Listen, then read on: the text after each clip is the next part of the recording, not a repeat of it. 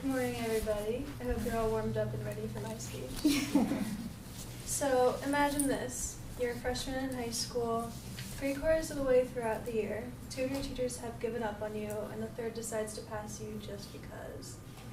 You blame it on how busy you've been with cross country, but you haven't been to practice in weeks. And you argue constantly with your mom about almost everything, and next week you have ISS because you've been late to school so many times. You feel hopeless, lash out. What's wrong with you? No one else seems to know either. Mental illnesses are complicated. According to my survey conducted on SurveyMonkey.com, 70% of you have never researched mental illnesses, and another 70% of you don't know what ADD is. The term ADHD is assumed by many to be the only type of ADD. Those without the hyperactivity are often missed. I was diagnosed with inattentive ADD at the end of my freshman year. Preparing this speech has been kind of meta, since the reason I'm giving my speech today instead of the week before this and the week before that. It's because of my ADD. I've read countless articles on this subject, starting in freshman year, because for me, this speech isn't just research, it's my life.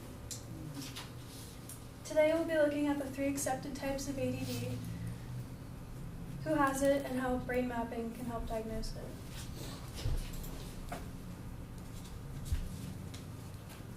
Attention deficit comes in 3 forms, primarily inattentive presentation, hyperactive/impulsive presentation, and combined.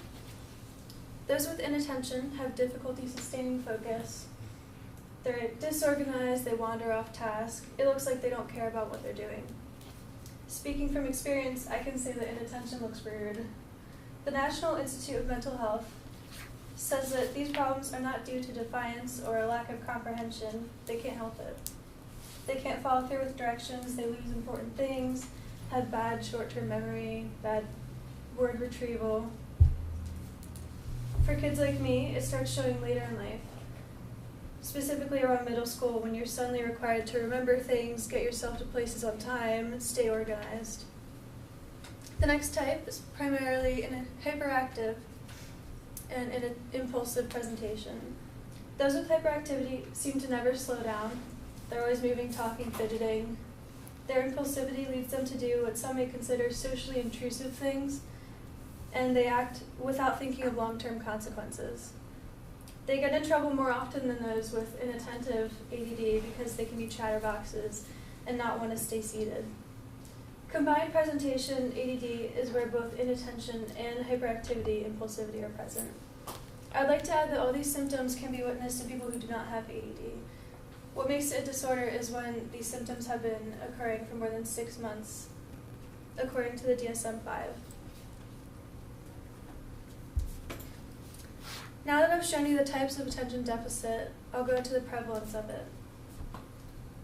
Anyone can have it. According to NBCI.com, attention deficit hyperactivity disorder affects 5% of children and adolescents and 2.5% of adults worldwide. That means that at least one person in this room has ADD. Attention deficit isn't something you can quite grow out of. Your symptoms can decrease when you get older, but it's still always there.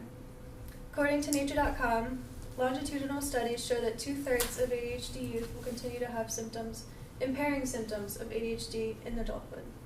As well as that, family, twin, and adoption studies show that ADHD runs in families. Given the fact that my brother and my dad both have it, maybe I should have taken a hint. Now that I've explained who can have ADHD, I'll explain what a QEEG is and how it can be used for diagnosing disorders such as ADHD. QEEG stands for Quantitative Electroencephalography. Electro meaning electric, encephalo meaning brain, and graphy meaning recording. In easier terms, this is just brain mapping. The instrument records the electrical activity of the brain through electrodes placed on the scalp. They put this cap on your head, which has 20 holes in it, and fill these with a cooling gel. You'll have a bad hair day after. According to DSPBrainMaps.com, it is a specially constructed cap containing a series of precisely located sensors over the patient's scalp in order to collect detailed information about the neural activity in the brain. You sit in a nice comfy chair for like 20 minutes and you try really hard to do nothing.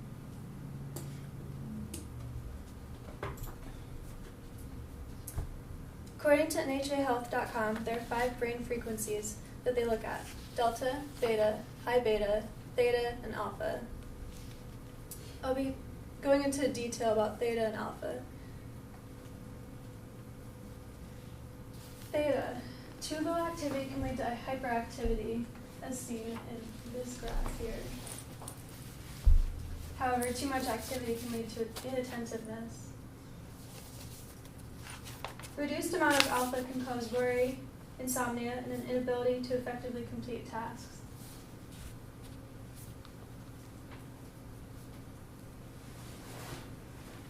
High delta activity can mean there are problems with motivation, ability to focus, and maintain attention. Excessive or severely decreased levels of high beta causes problems with attention, hyperactivity, and mood regulation.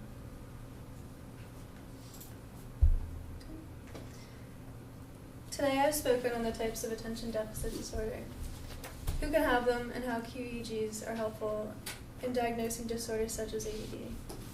I hope that this speech has been informative enough, because I wish I had known all this information back in my freshman year. Knowledge is power.